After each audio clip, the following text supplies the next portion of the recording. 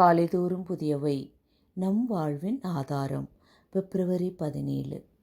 நன்மையான எந்த ஈவும் பூரணமான எந்த வரமும் பரத்திலிருந்து உண்டாகி சோதிகளின் பிதாவினிடத்திலிருந்து இறங்கி வருகிறது.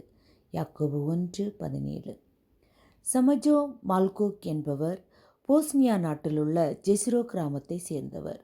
இவருக்கு வெஹிமா என்கிற மனைவியும் ஜுவாத் காத்தீப் என்கிற 2 மகன்களும் இருந்தனர். இந்த போஸ்னியா மற்றும் அதனை சுற்றியிருந்த பகுதியில் இருந்த மக்களுக்கு ஒரு நம்பிக்கை இருந்தது. ஒரு ஏழை பெண் ஆற்றிலே தங்க மீனை பிடித்தாள். ஆனாலும் அதன் மீது இரக்கம் கொண்டு அதை மீண்டும் ஆற்றிலே விட்டுவிட்டாள். அதன் பிறகு அந்த பெண்ணுக்கு சந்தோஷமும் செல்வமும் கிடைத்தது.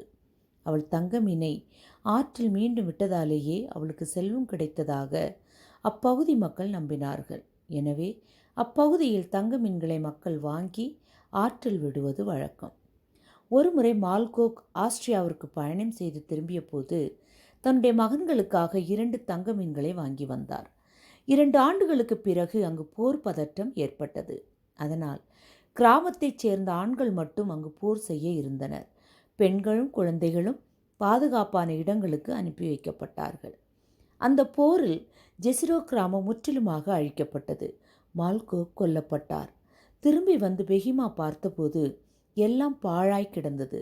அந்த 2 தங்க மீன்களுடைய மீன் தொட்டி மாத்திரம் இருந்தது. அவர்கள் வீட்டின் அருகில் இருந்த குளத்தில் அந்த தங்க மீன்களை அவள் போட்டுவிட்டாள்.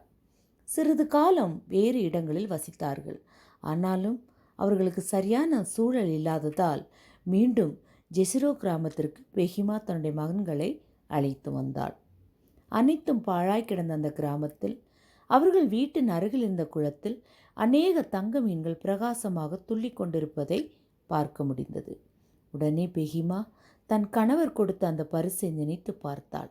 நம்பிக்கையில்லாத சூழ்நிலையில் கணவர் விட்டு சென்ற அந்த பரிசு இப்பொழுது அவளுடைய வாழ்வாதாரமாக மாறியது. பாழாய் கிடந்த கிராமம் தற்போது தங்க மீன்கள் விற்கக்கூடிய மிக முக்கியமான இடமாக மாறியது.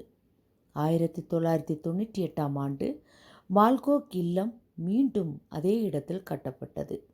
2 கார்கள் வாங்கப்பட்டது. பிள்ளைகள் சந்தோஷமாக தங்களுடைய எதிர்காலத்தை குறித்து கவலை இல்லாமல் வாழ்கிறார்கள்.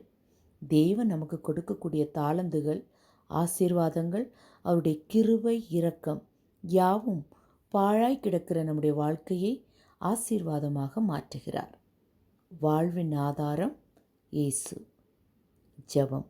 நீர் கொடுத்த பரிசுகளை முறையாக பயன்படுத்த உதவும்.